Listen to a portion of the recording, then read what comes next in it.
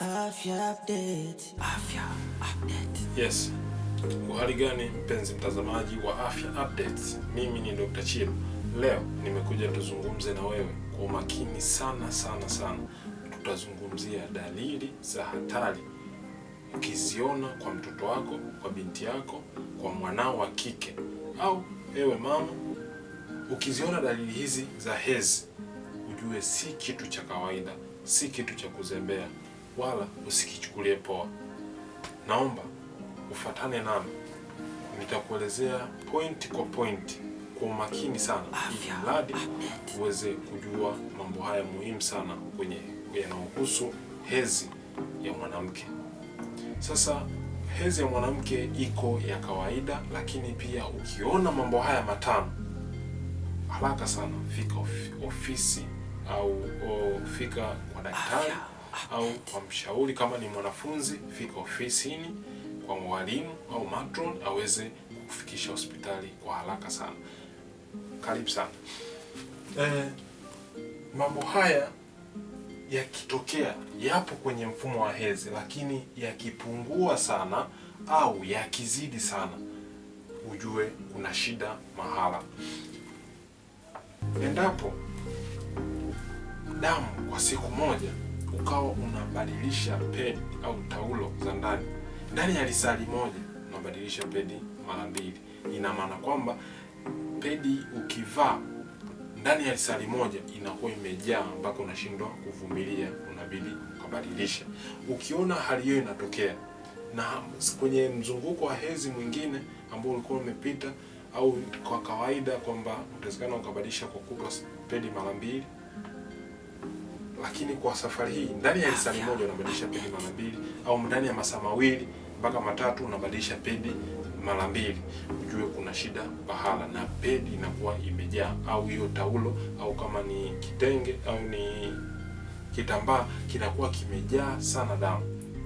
Ukiona dalili hiyo, fika mapema hospitali au mjulishe mzazi wako kwamba niko na changamoto hii. Usifiche, kwa sababu ukiendelea kupoteza damu nyingi itakupelekea kizunguzungu, kichwa kuuma na kukupelekea kwenye complication kubwa nyingi zaidi.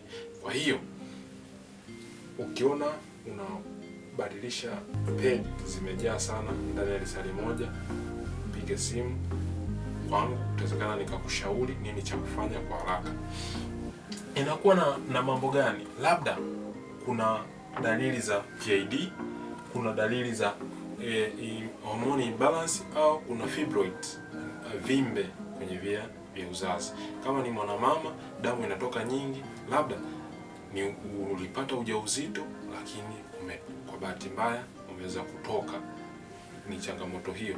Au kuna ujauzito ulijitungisha nje ya kizazi, ectopic pregnancy, imetokea ni rupture ya ectopic pregnancy, yani ujauzito umejitungishwa kwenye mirija ya uzazi, zile fallopian tubes, umekuwa mwisho wa siku ukawa umepasuka pasipo kujua kwamba ulikuwa na ujauzito. Dalili hiyo inawezekana ikakufanya ukaona hedhi au damu nyingi sana ukeni, ambayo hali sio ya kawaida. Kwa hiyo unatakiwa uwe makini sana. Kitu cha pili ni kukosa hedhi. Inaweza ikatokea kwamba hedhi ukakosa kwa kipindi cha miezi 3 mfululizo. Kama unatumia dawa za uzazi wa mpango sio shida, kama unakosa hedhi kabisa ndani ya miezi 3. Lakini kama hutumii uzazi wa mpango wa njia za kisasa, kama ni sindano au vidonge au hizi za uzazi wa mpango ambao wa Implanon, kama hutumii njia hizi na unakosa hedhi kwa miezi 3 mfululizo, kuna shida pahala. Shida inaweza ikawa kwenye una stress sana, mwili wako hauko sawa, unakosa hedhi, au kuna dalili za premenopause, yani kwenda kwenye ukomo wa hedhi. Kama kuna dalili hizo, au kuna mfululizo wa kukosa hedhi, unatakiwa ufike hospitali kama ukapime kama ni mjamzito au la. Kama si mjamzito, basi madaktari watakuchunguza ni sababu ipi inaweza ikapelekea ukakosa hedhi kwa kipindi hicho cha miezi 3 na kuendelea. Moja kwa moja, hedhi kwa kawaida inatakiwa iweze kupatikana angalau kwa mwanamke kwa kawaida ni isizidi siku 7. Sasa kuna wanawake ambao wanaingia kwenye hedhi, kwenye mzunguko wake wa hedhi kama kawaida, lakini damu anaona zaidi ya siku 7.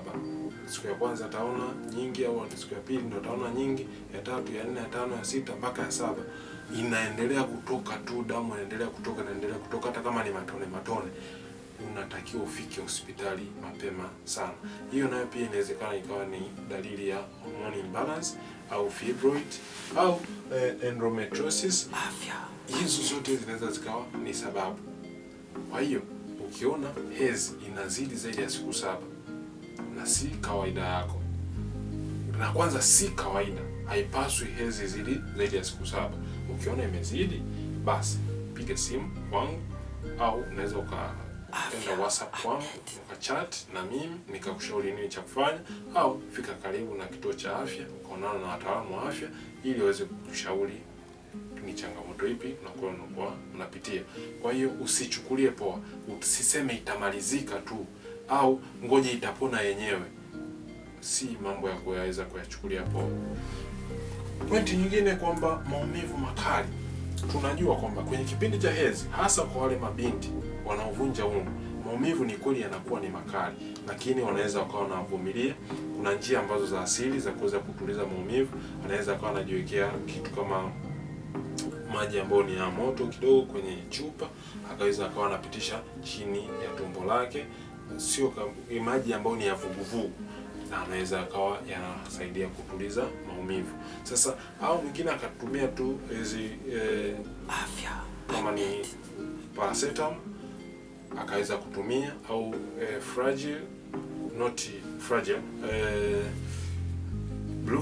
ibuprofen, na akaweza kuwa anaendelea vizuri. Sasa unakuta anatumia paracetamol lakini bado maumivu yanaendelea kuwa ni makali zaidi. Anashindwa kuvumilia, anashindwa kutembea, anashindwa kufanya hata zile activities zake. Hiyo inawezekana ikawa pia ni dalili ya PID au ectopic pregnancy na sababu nyingine nyingi. Kwa hiyo ukiona kwamba unapata maumivu makali zaidi ya kawaida, basi usikae tu au usitumie dawa ambazo za kienyeji pasipo kupewa ushauri na daktari au kwa kufanya vipimo. Sasa kuna dalili nyingine ni kutokwa hedhi zaidi ya mara 2 kwa mwezi. Kwa kawaida mzunguko wa hedhi huwa ni siku 21, mzunguko mfupi, lakini mzunguko mrefu zaidi ni mzunguko wa siku 35.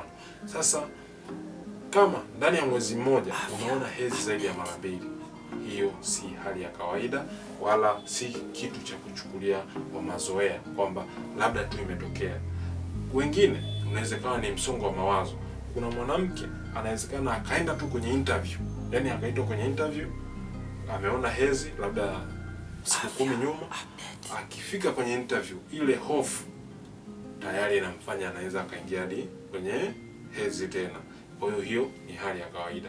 Au amepata mshtuko, kuna taarifa mbaya amezipata, au kuna jambo ambalo linamsumbua sana kichwani mwake, basi anaweza pia akaingia kwenye hedhi.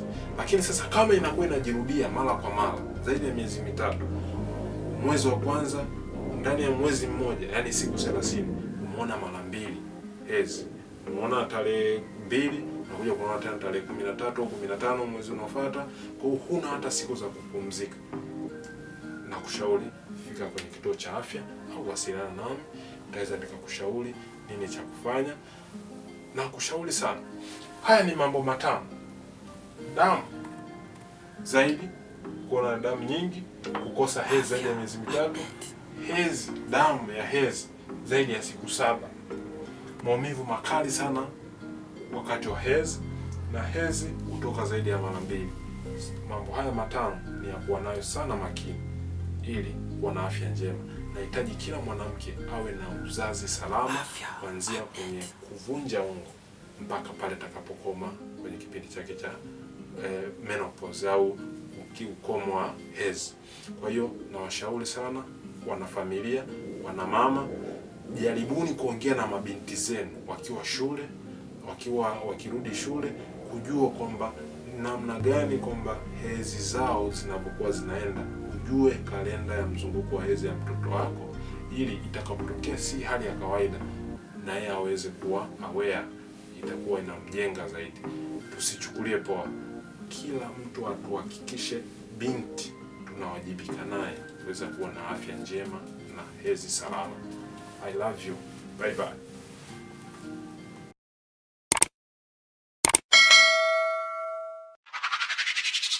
Afya Update.